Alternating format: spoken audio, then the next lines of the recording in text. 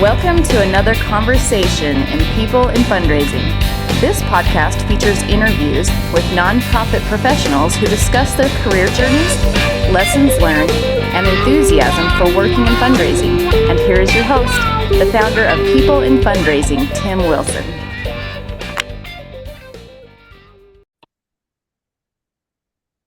Hi, everyone, and welcome to another episode in Season 4 of the People in Fundraising Conversations series.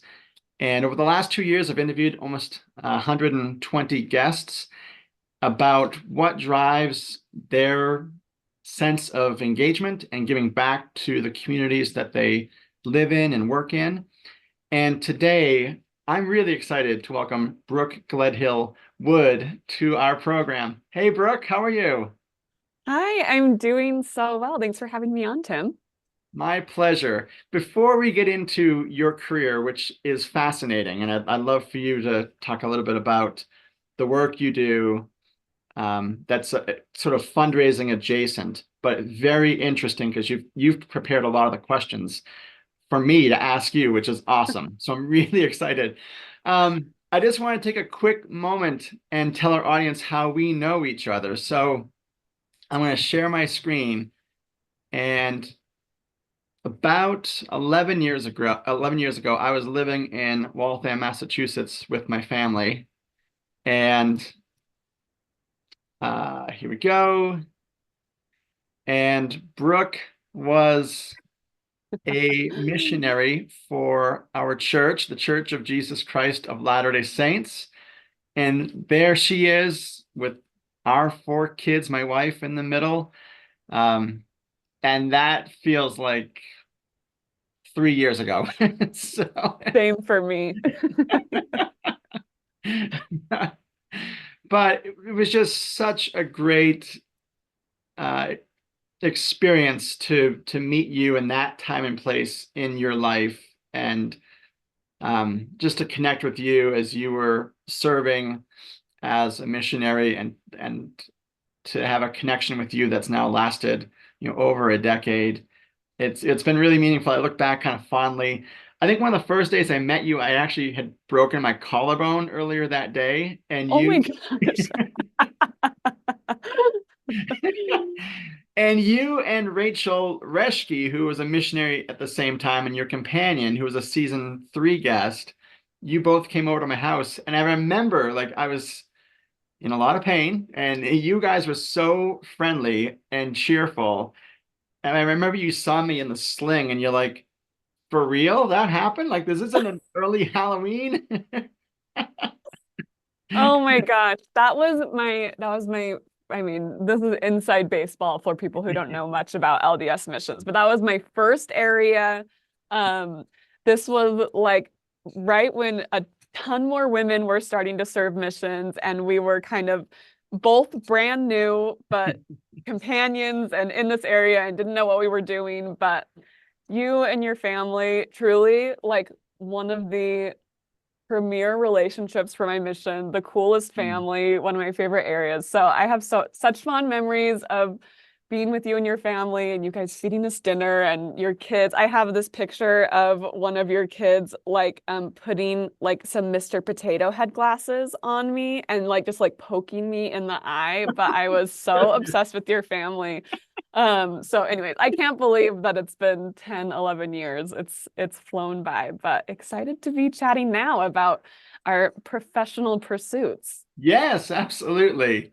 Well, thank you for participating in that walk down memory lane, and so glad to see you again. So, Brooke, if you want to tell our audience now about what you do professionally, maybe your academic background as well, by title, by employer, and then we'll get into the first question, please.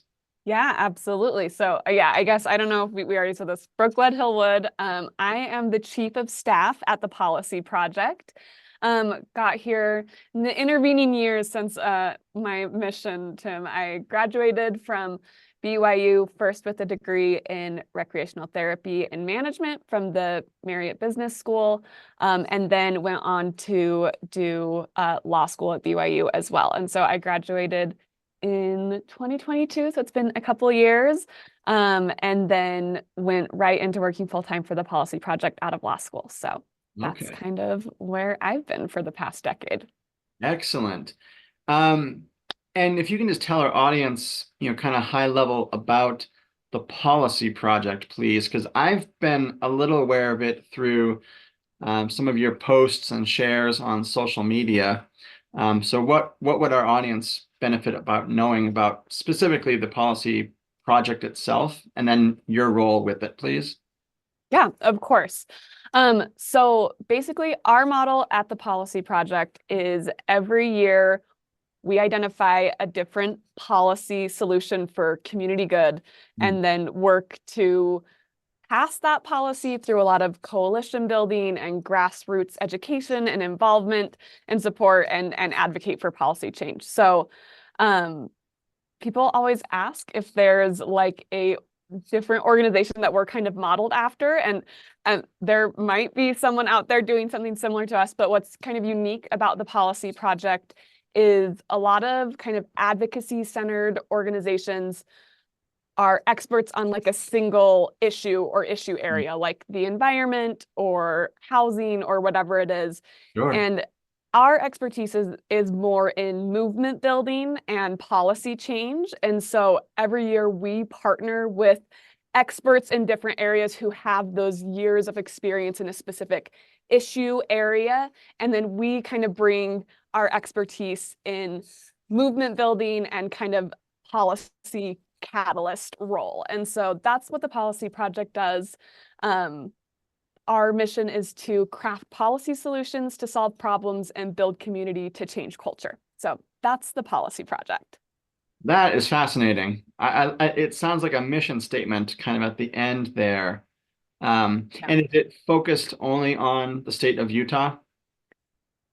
Right now, primarily it is. We're a small team, kind of 5 years since we kind of informally were started by our founder, Emily Bell McCormick, and then a little bit more formal in the past 3 years. And so we're a Utah-based team.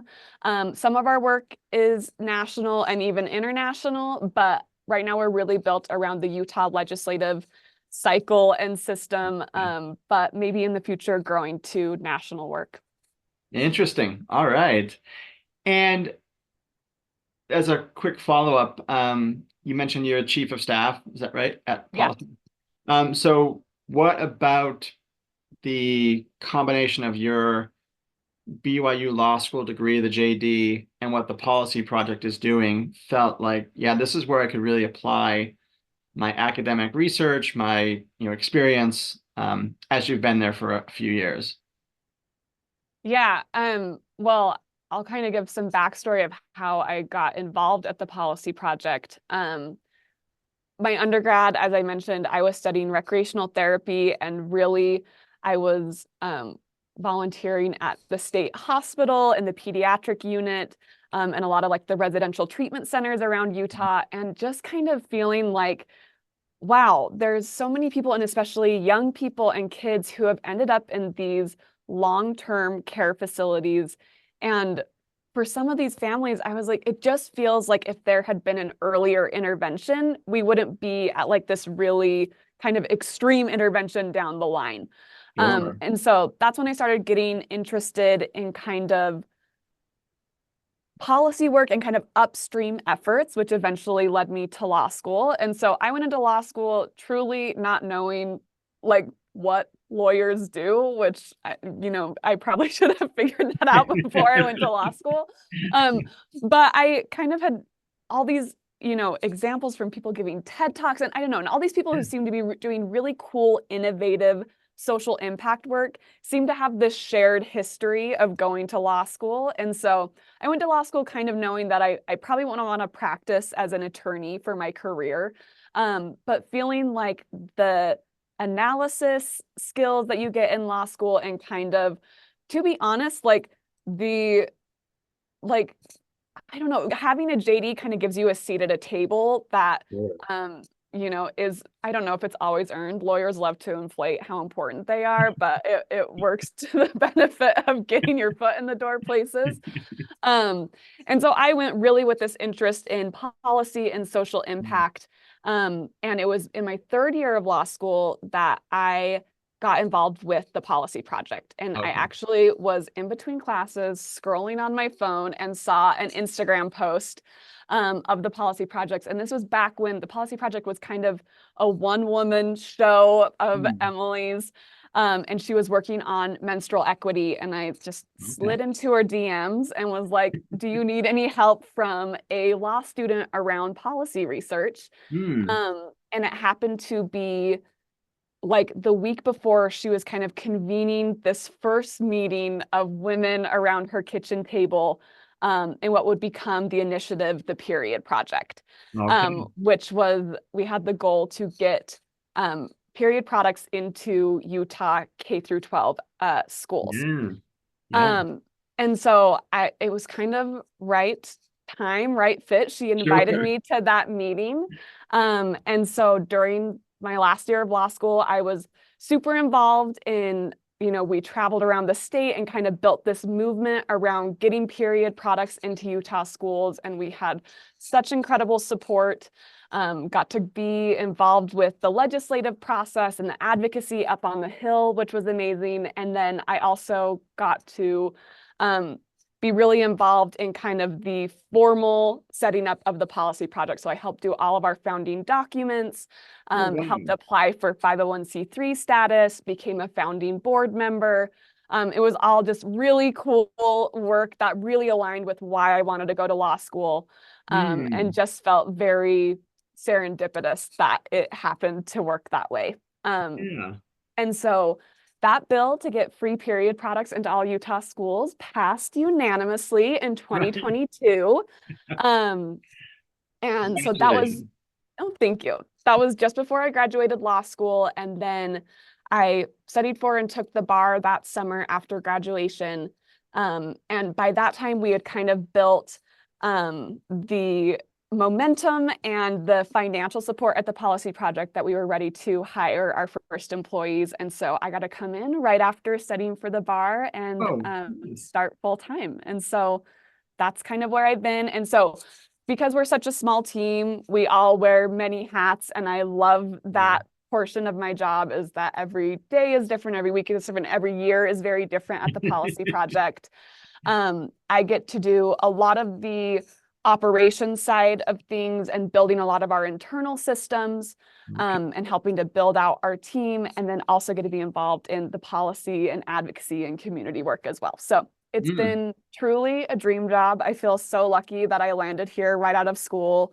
I thought I was maybe going to have to sell out and like work for a big law firm for a few years before someone would want me, but I love what I do at the policy project. That's awesome. That's such an interesting story, about your beginnings, your connection with the policy project, and then the founding of the policy project as well, and to go from volunteers, founders, interns to now having full paid staff too. That's really cool. And you've seen it almost, from inception, which is great. Yeah, it's been, so exciting and just such a fulfilling job to be able to kind of be there from the beginning, the early stages, and yes, kind of see us moving through these kind of startup phases. And I think we're still small, we're still definitely in startup phase, still learning, but we're kind of establishing our models and growing, and it's just an exciting time to get to be involved. Yeah, so cool. And with that background, now let's talk a little bit about how it is connected to community engagement, fundraising, fundraising adjacent. And as I mentioned, it was so great that Brooke kind of gave me the script for today's conversation, which, and as I looked through your questions and your insights, I'm like, yeah, this is really interesting because I didn't understand, didn't know a lot about, as you described it, the public-private partnership model. And so that is where it is, adjacent to fundraising. So you just mentioned the Period Project, Brooke, and in addition, there's also the Teen Center Project and the Safe Child Project.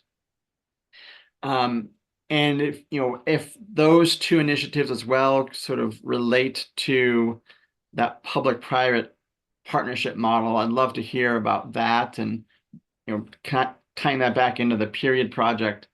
And how you mentioned the Utah State Legislature sees this public-private model as, this is your words, so quote, a real sign of commitment and investment from the community and the private sector.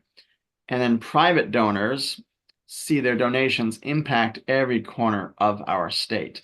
So that in itself just sounds like a rich conversation piece to dive into. So whatever you'd like to share about that, please. Yeah, of course. And my older sister energy really shining through in Tim inviting me to be on this podcast. And I'm like, here's what I would recommend we talk about.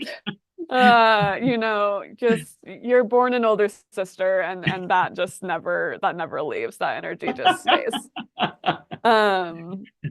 But yes, for each of the three policies we've worked on, we have organized a public-private partnership. Okay. And I think people are familiar with this idea. I feel like this happens a lot with like capital projects and buildings, where it's like if a university wants to build something, they bring in like a big donor that maybe is going to get the building named after them, that helps like fund a lot of the construction, right? Yes.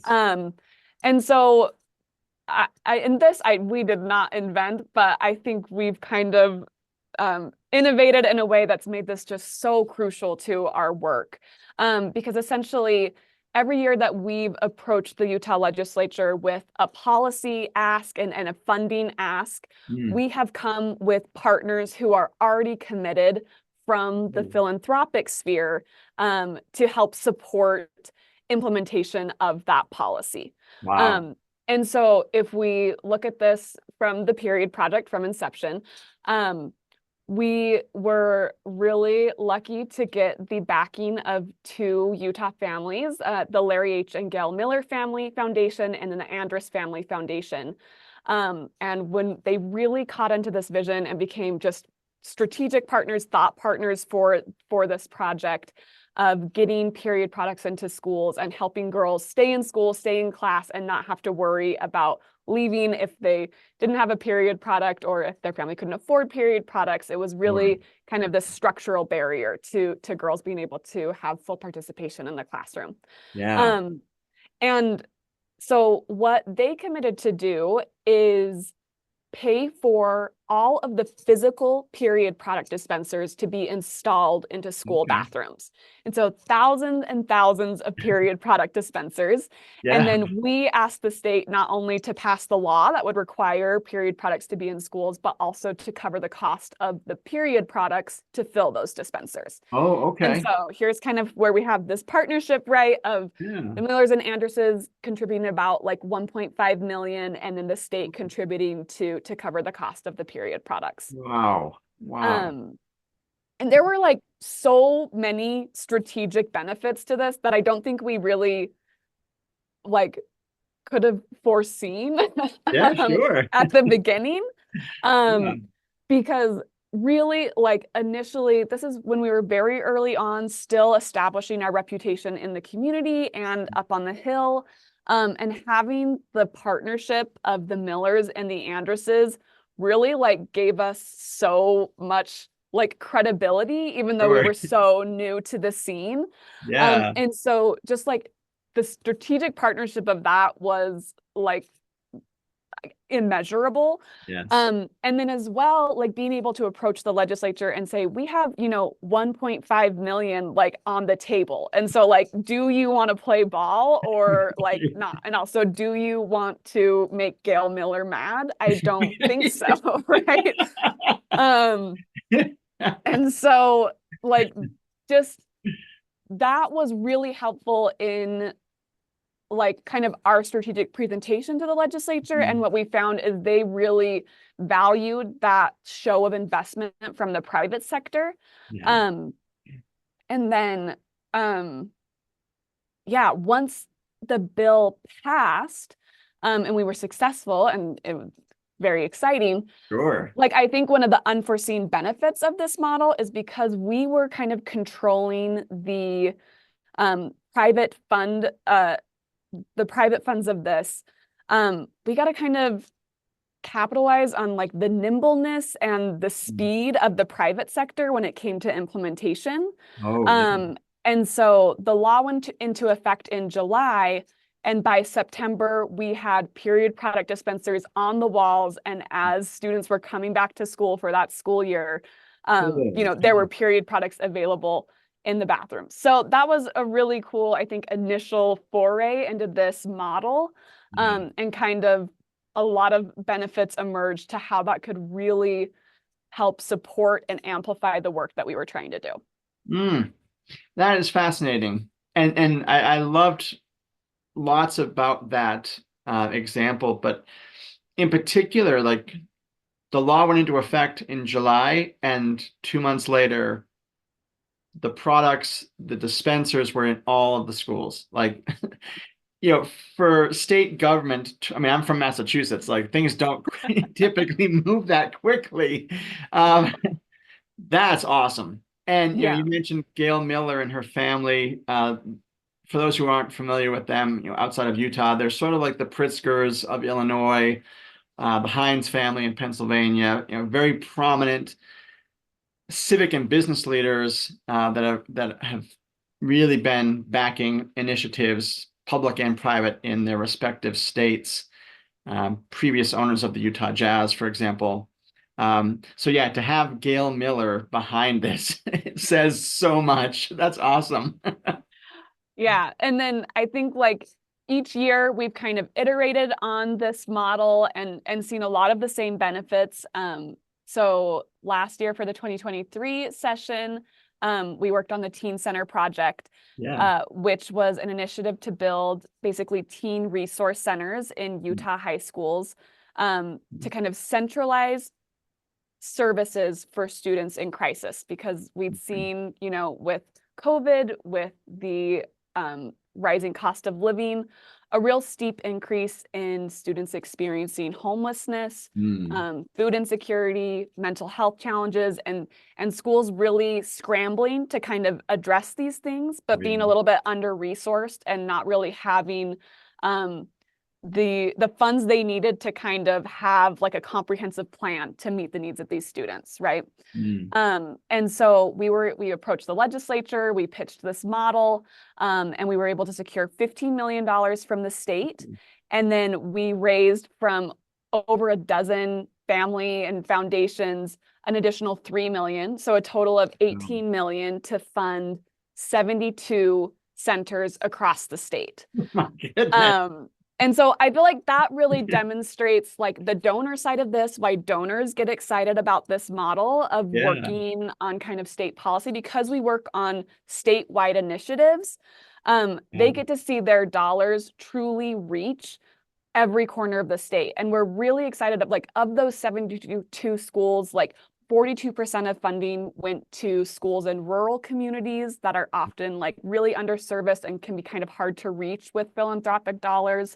And we have centers being built from Logan to St. George, so the very north of the state to the very south, from a tiny school in West Desert, really on the edge of Utah, all the way to eastern counties in Grand and Uinta. And so just truly like a really statewide reach that I think donors are really excited about, and being able to see kind of a statewide model that starts, has been piloted in schools across the state for a decade, and then being able to see that good idea kind of funnel up and then have the funding to really reach statewide.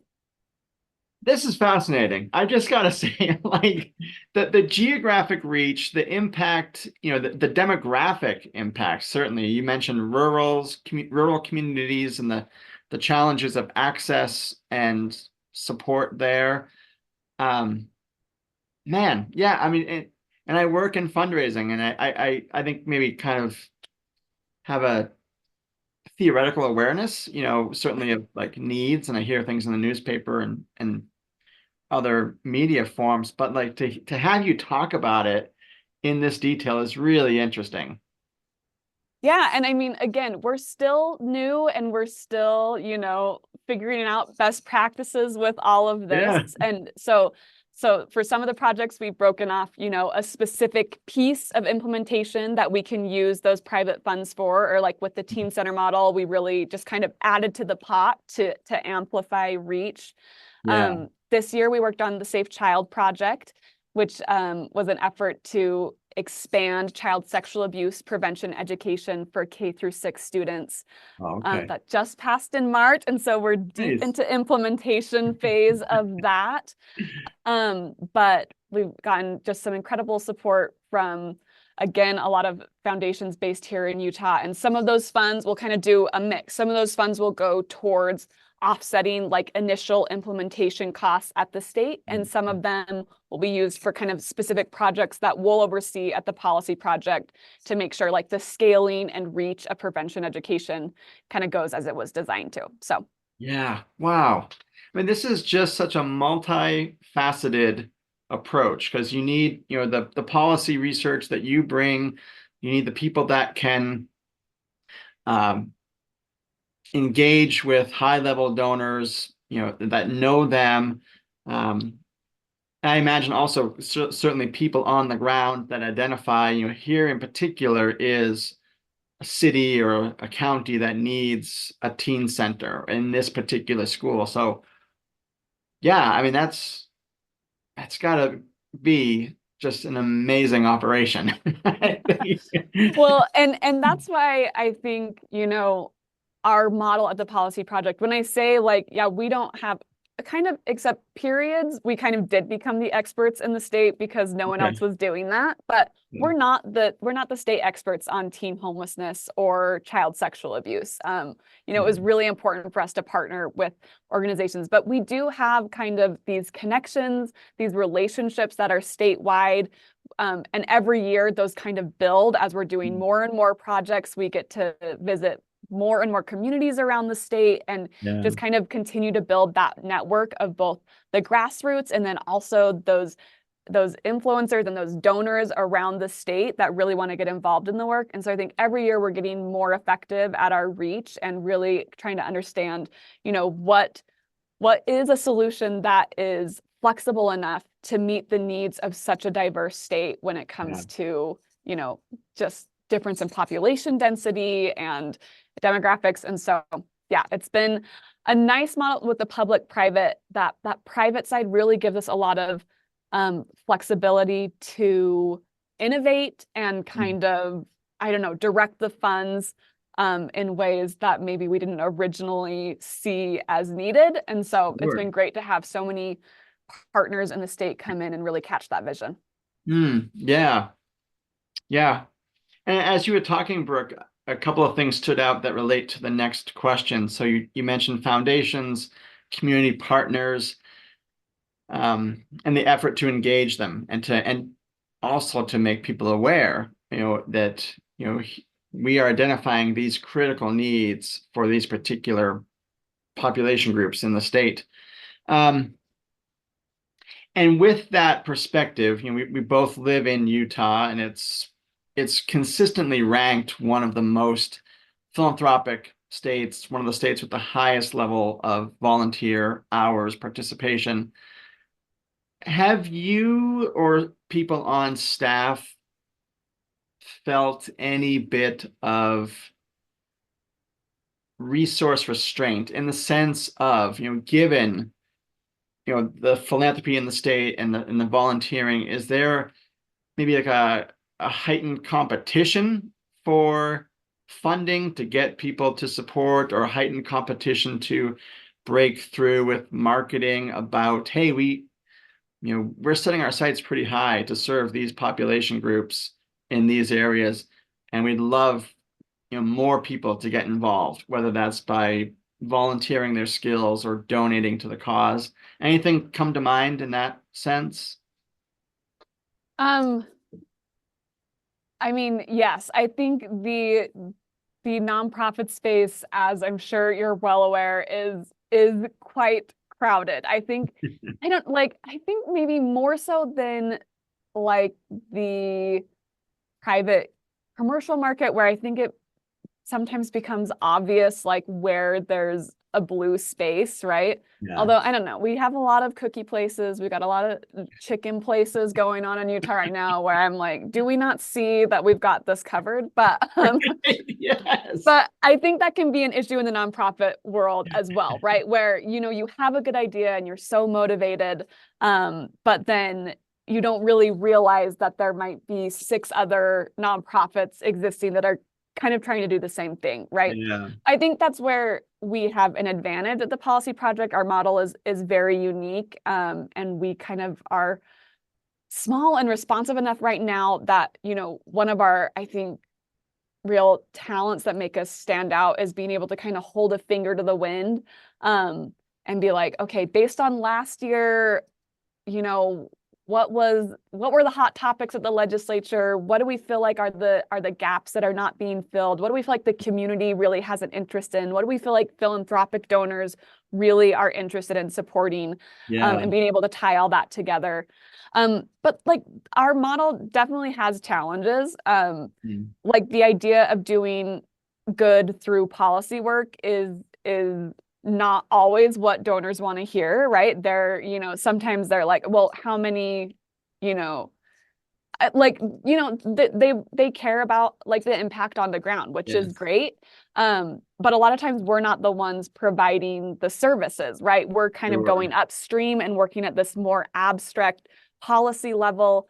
And so helping donors catch that vision of, you know, kind of the impact that can be had when we take a few steps back. There's definitely donors that we've approached who feel, you know, if this is a policy thing, it should be funded entirely by the government, right? And there's not really a space for us to step in. Utah also tends to have a large population in favor of lowering taxes and cutting government spending, though. And so I think like the public-private partnership model and not relying solely on government spending resonates with a lot of the public and donors. That makes I sense. think, yeah. One of the key like issues I think that comes to our fundraising model is we do all this research and preparation and coming up with a policy solution and crafting and building these coalitions and these partnerships and approaching donors before the session even starts. Yeah. And during the legislative session in Utah is only 6 weeks, and it is, you know, you never know what's going to happen. And so we go in with these like hopes and dreams, and we're approaching our funding partners and kind of selling them on this vision. But we also have to be extremely clear and honest that like kind of once the session starts, I mean, we will do everything in our power, but it's going to go through this negotiation. It's going to go through a dance, and we like can pretty much guarantee it's not going to look the same on the other end, right? And it might not pass at all. And so I think we've just been lucky in being able to find some funders and partners that are willing to go into the wilderness of policy with us, and kind of accept and roll with the punches and the negotiation and the dance of it all. Definitely. But it is kind of tricky because we get these commitments, but we also know that we can't really finalize what these partnerships are going to look like and what dollars are actually going to be spent on until after the session and after a policy is actually finalized. Yeah. Yeah, those are important considerations. Definitely. And you're right. I liked that analogy. Like, don't we have enough cookie and chicken places in this city? You go up and down I-15 and every town has like the same 6 or 8 fast food restaurants. Exactly. Well, Brooke, we have about 5 minutes left, and we have 2 questions to cover. I think we'll just go sequentially here, in the sense of the impact that a 501c3 can have in the policy space. That was another one of the lead-ins that you gave generously to me ahead of time. So what is that impact that you were thinking about, please? Yeah, definitely. And I'll just say, for people who are familiar in this space, a lot of grants or foundations will specifically, state that they have a policy that they won't support lobbying or advocacy activities. And I think that's really tied to tax law, which, is so exciting. But that the IRS says you can't be a 501c3 and spend a substantial portion of your activities on lobbying. And I'm not gonna like bore you with the specifics, but basically that's like 20%. The IRS is like, if you spend more than 20% of kind of your funds on lobbying, then you don't get to be a 501c3 anymore. But 20%, like we have never gotten even close to that. In Utah, it's easy because again, we have one of the shortest legislative cycles in the country at 6 weeks. And so it's really easy for us to have a lot of impact there with spending like a minimal amount of our time and resources over the year. Yeah. But I just want to push back on this idea that nonprofits shouldn't be involved in the policy space, because I think, when we look at the people in our state or our country who have a lot of boots on the ground experience with some of the biggest issues that we're facing, those are people who are working in nonprofits, right? And they have, this exposure to their clients and to the system and to, the holes or the problems in those systems. And, they might have great ideas about solutions and, saying that this is the group of people that shouldn't be involved in politics. And like, this is exactly the group of people that we want involved in policy making, right? Because this is the expertise and like firsthand experience that our representatives need to hear in order to like create systems and policies that are actually having like the effects we want on the ground.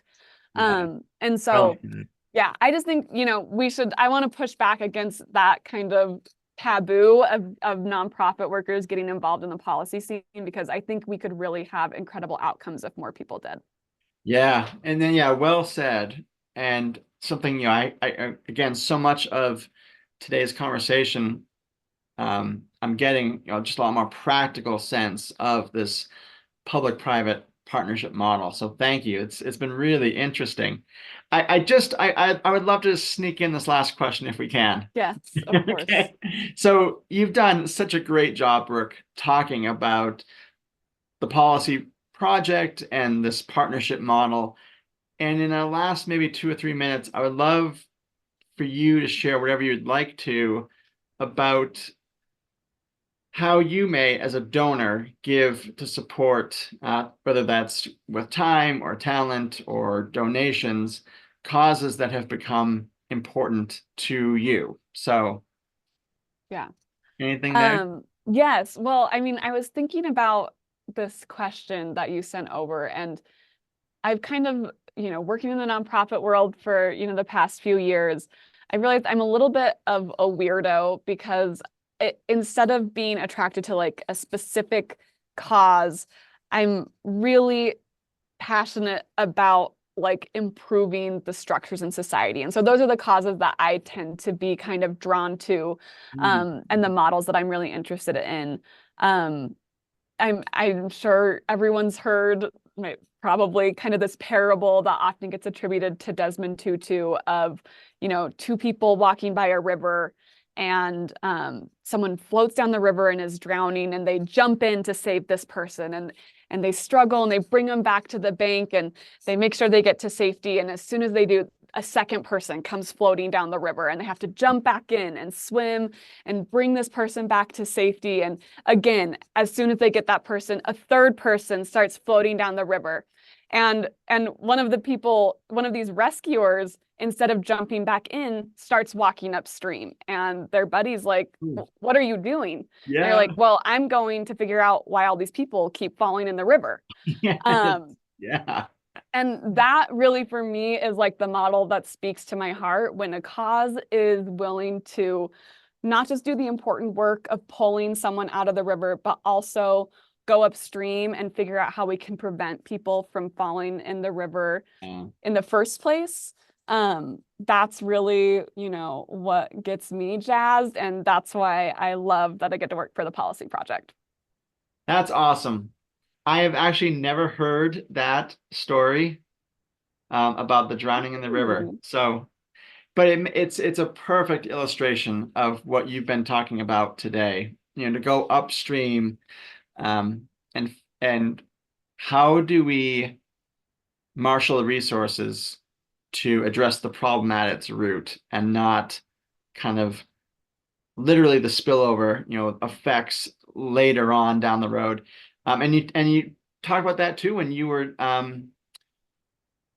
mentioning working at the state hospital and you were seeing, children and their families and had gotten to this point that they needed help. But what if those resources had been marshaled earlier in their Exactly. life journey?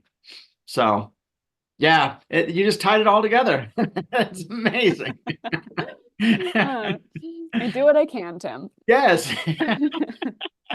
And no, we did not coordinate that I'm wearing a white and green shirt and Ooh, yes. Just on the same wavelength. that's right. Well, Brooke, for several reasons, this has been a really enriching and fun, and for me and our audience, surely a very informative conversation. Thank you so much for the time you spent today, because you've just broadened my understanding of this policy and talking about the legislature, like all of the huge items that you have to get through in 6 weeks, and specifically for the Policy Institute, the policy project, how do you advance that work? And it's just been really insightful. So thank you so much, Brooke. Oh, my pleasure. Thanks for having me on. My pleasure. And for our audience, you'll find Brooke's conversation on YouTube and LinkedIn, as well as the audio only part of the conversation on Spotify and Podbean, airing this August.